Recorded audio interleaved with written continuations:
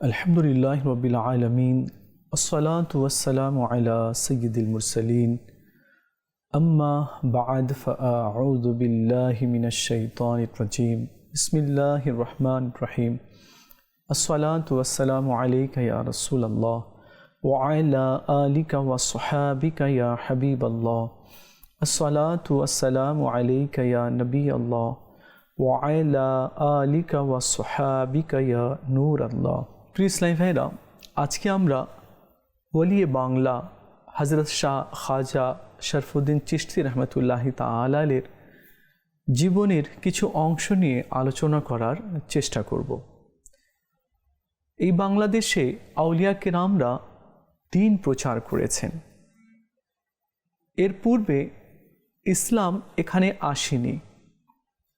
লোকেরা আল্লাহর পরিচয় এবং রাসূল সাল্লাল্লাহু আলাইহি ওয়াসাল্লামের পরিচয় থেকে অজ্ঞ ছিল। আউলিয়া কেরামরা এই বাংলাদেশে এসে ইসলাম প্রচার করেছেন এবং এক আল্লাহর পরিচয় তারা বলে দিয়েছেন। আজকে আমরা এই সম্পর্কে জানার চেষ্টা করব। চলুন আগে আমরা দুরূদ শরীফের একটি ফজিলত শ্রবণ করি। রাসূল করিম সাল্লাল্লাহু তাআলা আলাইহি ওয়া আলিহি ওয়াসাল্লাম ইরশাদ করেছেন, যে ব্যক্তি জুমার দিনে আমার উপরে ৮০ বার দুরূদ পাঠ করবে তো আল্লাহ তাআলা তার ৮০ বছরের গুনাহকে ক্ষমা করে দিবে। ইসলামী ভাইরা, দেখুন, শুধুমাত্র ৮০ বার দুরূদ পাঠ করলেই জীবনের ৮০ বছরের গুনাহকে আল্লাহ তাআলা ক্ষমা করে দিবে। আসুন আমরা নিয়ত করি, এখন থেকে আমরা অধিক হারে দুরূদ পাঠ করব, আর বিশেষ করে জুমার দিনেও আমরা ৮০ বার দুরূদ পাঠ করার চেষ্টা করব। সাল্লু আলাল হাবিব সাল্লাল্লাহু তাআলা আলা মুহাম্মদ সাল্লাল্লাহু আলাইহি ওয়াসাল্লাম।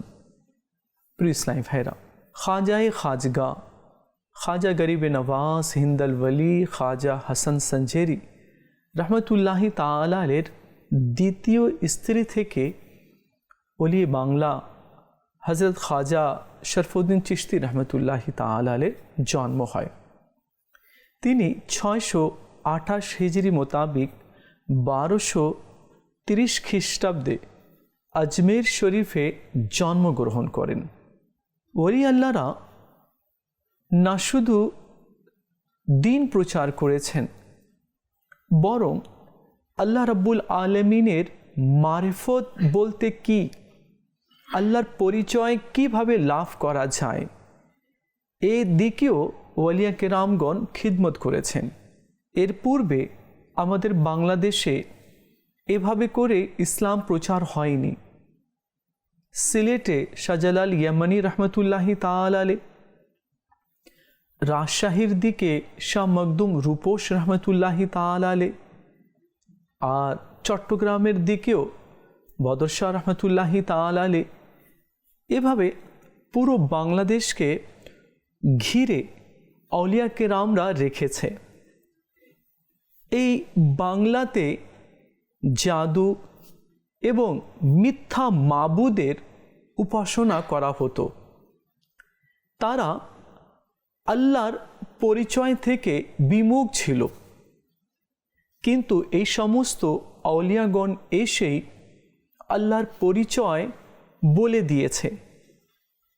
তারা এই শিক্ষা দিয়েছে আর এভাবে লোকদেরকে বলেছে কি যে পুরো কায়নাতকে সৃষ্টি করেছে, যে চন্দ্র, সূর্য, গ্রহ, নক্ষত্র, তারকা, জিন, ইনসান, পাহাড়, পর্বত, বৃক্ষ, লতা পাতা যে সৃষ্টি করেছে তারই ইবাদত করতে হবে। যে রিজিকের মালিক তারই ইবাদত করতে হবে। মাটি, পাহাড়, পর্বত, নদী, এগুলো তো সৃষ্টি, তো এগুলোর উপাসনা করা যাবে না, কেননা এরা কোনো কিছুই করতে পারে না। হ্যাঁ, তার ইবাদত করতে হবে যে তোমাকে আমাকে সৃষ্টি করেছে। তারা যখন এই বাংলাতে আসলেন তো এখানকার কালচার, এখানকার পোশাক আশাক, এখানকার ভাষা একেবারে ব্যতিক্রম ছিল। হজরতে খাজা শরফুদ্দিন চিশতি রহমতুল্লাহি তাআলা আলাইহি, ইনি তো ফার্সি বলতেন, আরবি বলতেন, এখানকার কালচারের সাথে মিল ছিল না। কিন্তু যার অন্তরে আল্লাহর ভয় আর আল্লাহর প্রেম ভালোবাসা থাকে, তো সে কোনো বাধাই মানে না। তার একটাই ধুন থাকে কি আমাকে আল্লাহর বাণী প্রচার করতে হবে, প্রসার করতে হবে। তারা এই ধুনের কারণে, মানে এই চিন্তা ভাবনার কারণেই তারা কি করতেন, এক স্থান থেকে অন্য স্থানে কি খাবো, কি পরবো, কোথায় থাকবো, কোথায় ঘুমাবো, এগুলোর কোনো খেয়াল থাকতো না। তারা জানতো কি আমার ভাগ্যে যা আছে আমি সেটা পাবো, আর আমি যার দিনের খিদমত করছি সেই আমার রাস্তাগুলো সমাধান করে দিবে, সেই সব ব্যবস্থা করে দিবে। তো তাদের তাওয়াক্কুল অনেক মজবুত ছিল, আল্লাহর প্রতি ভরসা অনেক মজবুত ছিল। এই জন্য তিনি আজমের থেকে বাংলায় চলে আসলেন, আর বাংলায় এত দিনের খিদমত করলেন কি পুরো এই ঢাকা অঞ্চলে, এই পুরো বাংলা অঞ্চলের মধ্যে ইসলামের পতাকা সমুন্নত হয়ে গেল। হযরত খাজা শরফুদ্দিন চিশতি রহমতুল্লাহি তাআলা আলাইহির বড় ভাই খাজা ফখরুদ্দিন আবুল খায়ের চিশতি রহমতুল্লাহি তাআলা আলাইহি, ইনি অমুসলিম দুষ্কৃতকারীদের সাথে যুদ্ধে শাহাদত বরণ করেন। আর সে সময়ও তার বয়স, খাজা শরফুদ্দিন চিশতি রহমতুল্লাহ তার বয়স খুব কম ছিল। আল্লাহ রাব্বুল আলামিন তাকে হেফাজত করেছেন। তিনি ইলম অর্জনের জন্য, আরও মারিফাতের জ্ঞান অর্জন করার জন্য, কিভাবে আল্লাহ পাকের নৈকট্য অর্জন করা যায়, তিনি নিজামুদ্দিন আউলিয়া রহমতুল্লাহি তাআলার কাছে চলে আসলেন, তার খিদমতে থাকতে লাগলেন। সেখানেও তিনি জ্ঞান চর্চা করলেন। যখন একটু বড় হলেন তো খাজায়ে খাজগা, খাজা গরিবে নওয়াজ, হিন্দল ওয়ালি, খাজা হাসান সঞ্জরি রহমতুল্লাহি তাআলা আলাইহি স্বপ্নে এসে বললেন, তুমি বঙ্গতে চলে যাও, বাংলাতে চলে যাও, আর সেখানে নিজের খিদমতের আঞ্জাম দাও, অর্থাৎ সেখানে গিয়ে ইসলামের খিদমত করো। সুবহানাল্লাহ। এই বাশারত তিনি অর্জন করলেন। বাংলার দিকে তিনি রওনা হবেন। তিনি জানতে পারলেন যে সিলেটের দিকে কিছু আউলিয়া কেরামগণ ইসলাম প্রচারের জন্য সেখানে রওনা হয়েছেন। খাজা শরফুদ্দিন চিশতি রহমতুল্লাহি তাআলা আলাইহি আগে সেখানে গিয়ে যোগদান করলেন। পায়ে হেঁটে হেঁটে শাহজালাল ইয়ামানি রহমতুল্লাহি তাআলা আলাইহির সঙ্গেই ছিলেন। সেখানে কয়েকটি যুদ্ধের মধ্যেও তিনি অংশগ্রহণ করলেন। পরে যখন ওনার পরিচয় শাহজালাল ইয়ামানি রহমতুল্লাহি তাআলা আলাইহি জানতে পারলেন তো অনেক খুশি হলেন এবং অনেক ফয়েজ দ্বারা তাকে ধন্য করলেন। তিনি রহমতুল্লাহি তাআলা আলাইহি সেখান থেকে নৌকার মাধ্যমে সোনারগাঁয়ের দিকে এসে অবস্থান করলেন, আর সেখানে তিনি খানকা বানালেন, আর ইসলাম প্রচারে তিনি ব্যস্ত হয়ে গেলেন। প্রিয় ইসলামী ভাইরা, আমরা আউলিয়া কেরামের আলোচনা কেন করি? এই জন্য কি তারা আল্লাহ পাকের নৈকট্য লাভ করতে পেরেছে, তারা আল্লাহ রাব্বুল আলামিন এর কুদরত সম্পর্কে জানতে পেরেছে। তারা যে ইসলাম প্রচার করেছেন, তো এর বিনিময় আমরা কিছুই দিতে পারবো না। আমাদের পূর্বপুরুষরা অন্ধকারের মধ্যে ছিল, এমনকি আমাদের বাংলাদেশেও নর বলি দেওয়া হতো, অর্থাৎ মানুষের বলি দেওয়া হতো, রক্ত দিয়ে খেলা হতো। কোনো ইভেন্টে, কোনো প্রোগ্রামে নর বলি দেওয়া হতো, অনেক জুলুম অত্যাচার হতো। মানে কুফরের অন্ধকারের মধ্যে এই বাংলা, এই বঙ্গ ডুবে ছিল। কোথাও শান্তি ছিল না। আল্লাহর ইবাদত, তার রিয়াজত ছেড়ে দিয়ে ওই জামানার লোকেরা মিথ্যা মাবুদগুলো বানিয়ে নিয়েছিল। আর যে যার মতে যা ইচ্ছে তা করত এবং উপাসনা করত। এগুলো আউলিয়া কেরামগণ কখনোই পছন্দ করতেন না। আর এগুলো পছন্দ করার জিনিসও না।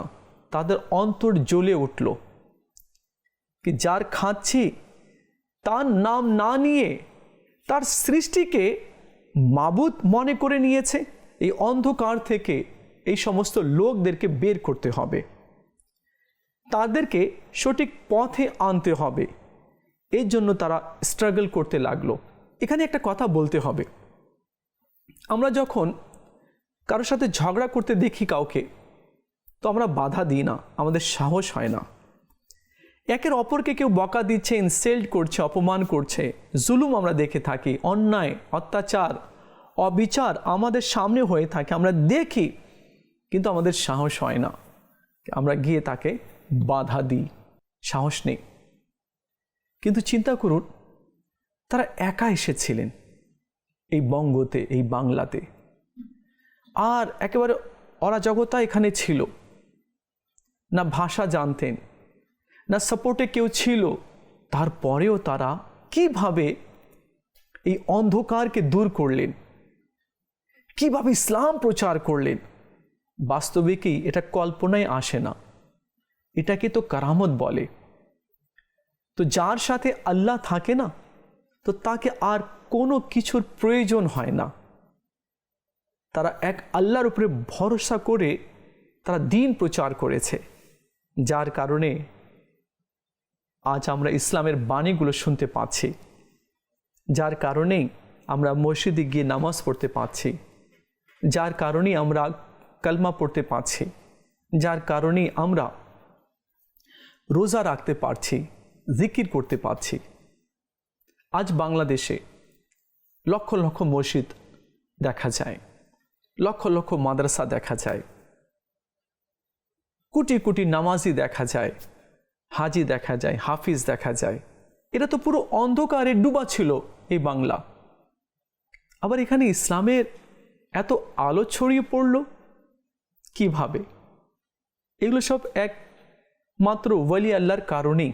এমনি এমনি এতগুলো মসজিদ, এতগুলো মাদ্রাসা, এতগুলো হাফিজ হয়ে যায়নি। যদি তারা না আসতেন, তাহলে ইসলামের এত সুন্দর বাগান এই বাংলাদেশে দেখা যেত না। না কোনো মসজিদ দেখা যেত, না কোনো মাদ্রাসা।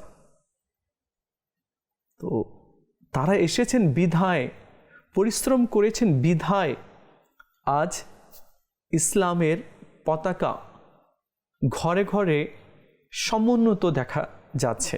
কিছু লোকেরা আউলিয়া কেরাম থেকে দূরে থাকতে চায় বা তাদের শান বুঝে না, তাদেরকে আল্লাহ তাআলা কি কারামত দান করেছে সেটাও জানতে চায় না। হাদিসে পাকের মধ্যে রয়েছে, যারা ওয়ালির সাথে দুশ্মনী করবে, আল্লাহ রাব্বুল আলামিন তার সাথে যুদ্ধ করবে। যে ব্যক্তি আউলিয়া কেরামের শানে চুল বরাবরও যদি বেয়াদবি করে, তো আল্লাহ তাআলা তার সাথে যুদ্ধের ঘোষণা করছে। আউলিয়া কেরাম যখন বলে, তো আল্লাহ তাআলার কুদরতি মুখ দিয়েই বলে, অর্থাৎ তারা সেটাই বলে যা আল্লাহ বলতে আদেশ করেছে বা যা আল্লাহর হুকুম রয়েছে। তারা সেটাই দেখে যা আল্লাহ দেখার আদেশ করেছে, আর তারা সেখানেই হেঁটে যায় যেখানে আল্লাহ তাআলা যেতে আদেশ করেছে। তারা সেই সমস্ত কাজগুলোই করে যা আল্লাহ করতে আদেশ করেছে। আজ শরফুদ্দীন চিশতি রহমতুল্লাহি তাআলার ইন্তেকালের কত বছর হয়ে গেছে, তারপরেও আমরা তার নাম জানি, তার মাজারে যাই। কেন? হাদিসে পাকের মধ্যে রয়েছে, আল্লাহ তাআলা জিবরিল আলাইহিস সালামকে ইরশাদ করেন কে হে জিবরিল, আমি অমুক বান্দাকে নিজের বন্ধু বানিয়েছি, তুমিও তাকে নিজের বন্ধু বানিয়ে নাও। জিবরিল আলাইহিস সালাম বলেন, মওলা তুমি যাকে বন্ধু বানিয়েছ আমিও তাকে নিজের বন্ধু বানিয়ে নিয়েছি। এরপর জিবরিল আলাইহিস সালাম আকাশে গিয়ে ঘোষণা করেন কে হে ফেরেশতারা, আল্লাহ তাআলা অমুক দেশের, অমুক শহরের, অমুক গ্রামের, অমুক ঘরের অমুক ব্যক্তিকে নিজের বন্ধু বানিয়ে নিয়েছে। আমি জিবরিলও তাকে নিজের বন্ধু বানিয়ে নিয়েছি। হে আকাশের ফেরেশতারা, তোমরাও তাকে নিজের বন্ধু বানিয়ে নাও। এরপর আল্লাহ তাআলা জমিনের যত ইনসান আছে মুমিন, তাদের অন্তরে সেই ওয়ালির প্রেম, ভালোবাসা, রেসপেক্ট দান করে দেয়, যার কারণে যুগের পরে যুগ, শত শত বছর অতিক্রম করে যায়, তারপরেও তার নাম বাকি থাকে। কেননা যে আল্লাহর নাম নেয়, যারা আল্লাহর জিকির করে, যারা আল্লাহর বন্ধু হয়ে যায়, আল্লাহ তাআলা তার নামকে কিয়ামতের সকাল পর্যন্ত বাকি রাখে।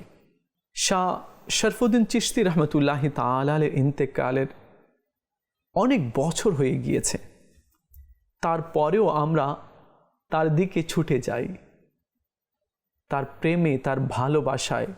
সেখানে গিয়ে আমরা হাজিরি দিই, ফাতিহা পড়ি। এর কারণ হচ্ছে কি আল্লাহ তাআলা মুমিনের অন্তরে তার ভালোবাসা দান করে দিয়েছে। আর ওয়ালি আল্লাহর মাজারে গেলে, সেখানে দোয়া করলে আল্লাহ তাআলা দোয়া কবুল করেন। এখন সেটা কিভাবে, এর দলিল কি রয়েছে? দেখুন, যখন বিবি মরিয়ম রাদিয়াল্লাহু তাআলা আনহা পেটে আসলেন, তো উভয়ে ইমরান আলাইহিস সালাম এবং ওনার স্ত্রী হান্না রাদিয়াল্লাহু তাআলা নিয়ত করলেন যে আমার যে সন্তান হবে তো তাকে বাইতুল মুকাদ্দাসের খাদিম বানাবো, নিয়ত করে নিলেন। ঠিক আছে। তারপরে কিছুদিন পর বললেন যদি মেয়ে হয় তখন, বলে যা হোক, সে বাইতুল মুকাদ্দাসের খিদমত করবে। তিনি বড় হলেন। একবার হযরতে জাকারিয়া আলাইহিস সালাম মরিয়ম রাদিয়াল্লাহু তাআলা আনহার থাকার স্থানে মেহরাবে আসলেন, তো দেখলেন সেখানে গরম মৌসুমের ফল শীতের মৌসুমে পাওয়া যাচ্ছে, আর কখনো দেখলেন শীতের মৌসুমের সময় গরমকালীন ফল দেখা যাচ্ছে।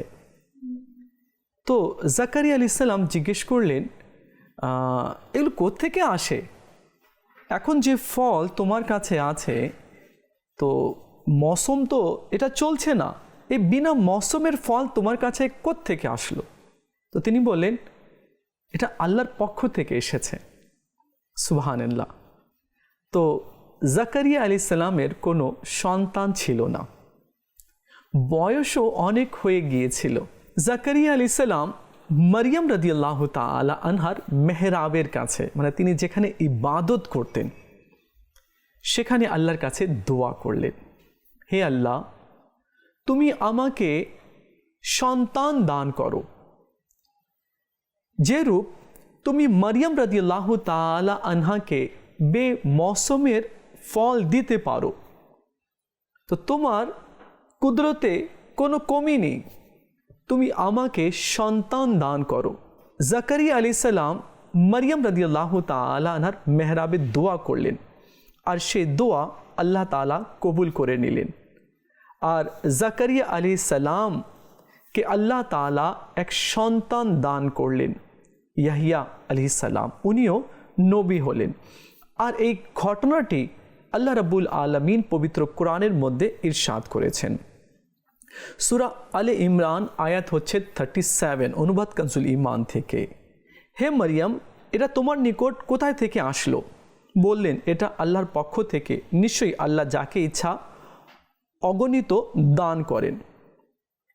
এরপর জাকারিয়া আলাইহিস সালাম যে দোয়া করেছিলেন ওই দোয়ার কথাও আল্লাহ রাব্বুল আলামিন সূরা আলে ইমরান আয়াত 38 মধ্যে আল্লাহ তাআলা ইরশাদ করেছেন, আরজ করলো, হে প্রতিপালক, আমাকে তোমার নিকট থেকে প্রদান করো পবিত্র সন্তান, নিশ্চয়ই তুমি প্রার্থনা শ্রবণকারী। সুবহানাল্লাহ।